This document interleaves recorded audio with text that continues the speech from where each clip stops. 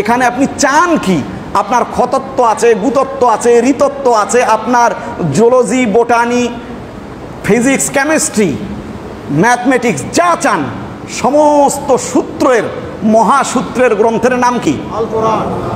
কারণ কি জানেন? পৃথিবীতে বিজ্ঞানের যত থিওরি রয়েছে সকল থিওরির মধ্যে এটাও একটি থিওরি যে বিজ্ঞানের কোনো থিওরি ফাইনাল নয়।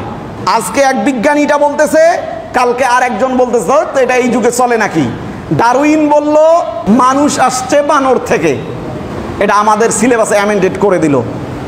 আমরা প্রতিবাদ করলাম, ওলামারা প্রতিবাদ করলো, তোপের মুখে এটা বাদ গেল। যা সত্যিকার অর্থে বাংলাদেশ থেকে শুরু করে সারা বিশ্বের সমস্ত প্রান্তে প্রান্তে যত বিজ্ঞানী রয়েছে এরা কেউ ডারউইনের থিওরিটাকে গ্রহণ করে নাই, কারণ এটা এই যুগে মোস্ট আনসাইন্টিফিক, এটা চলে না, এটা অযৌক্তিক।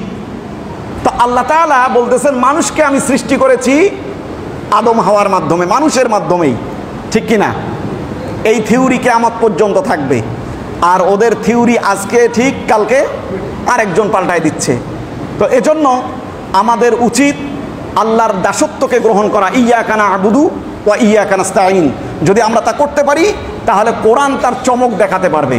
আমরা যদি দাসত্বের মস্তককে আল্লাহর কাছে অবনত করতে পারি তাহলে কোরআন তার চমক দেখাতে পারবে। যেমন সাহাবায়ে কেরাম রিদওয়ানুল্লাহি তাআলা আলাইহিম আজমাইনের যুগে আল্লাহ তাআলা দেখায় দিয়েছেন, তাদেরকে বলা হয়েছে কানু আফদালু হাযিহিল উম্মাহ, এই উম্মতের শ্রেষ্ঠ সন্তান হিসাবে আল্লাহ তাআলা তাদেরকে বিবেচিত করেছেন।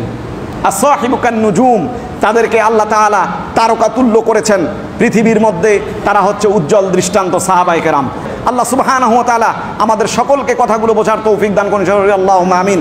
এবং আমাদেরকে সকলকেই আনুগত্যের মস্তক অবনত করে আল্লাহর ইবাদত বন্দেগীর মধ্যে নিয়োজিত হওয়ার তৌফিক দান করুন, আমিন।